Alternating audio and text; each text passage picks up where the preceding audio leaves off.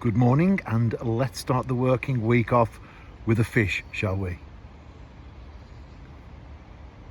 Good start there in terms of a fish on the bank. Now for a cup of tea. You know when you have those songs going through your mind and you don't know why? Well, I'm singing Blue Christmas by Elvis Presley in my mind.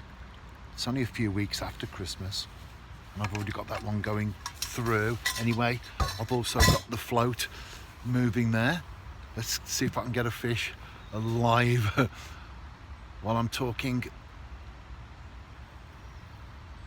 Is it going to disappear? So Blue Christmas, well, before we realise it, this is where I was going actually. Before we realise it, it will be Christmas because time flies, doesn't it? The older you get, the more it seems to fly by. And that's why we have to make the most of it. That's very, very important, isn't it? Yes, definitely a bite. Let's strike. Yeah, it's another roach, a much bigger one than that first fish. Having said that though, that was a tiny one, wasn't it? Just hooked inside the mouth. So I'll get the disgorger on that one, or the forceps, and I'll be back.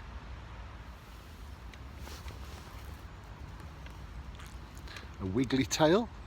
Let me hold it in a different position so that it's much better in terms of presentation.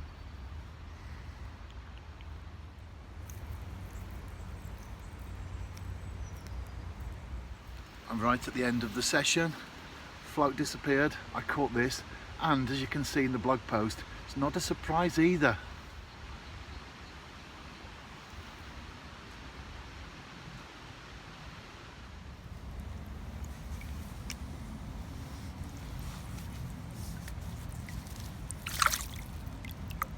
Better. And like you, Jeff, I've seen so many creatures over the years when I've been fishing. Otters as well. A lot of people have never seen an otter. Well, I've seen lots of them. They're not always the angler's friend though, I must say that.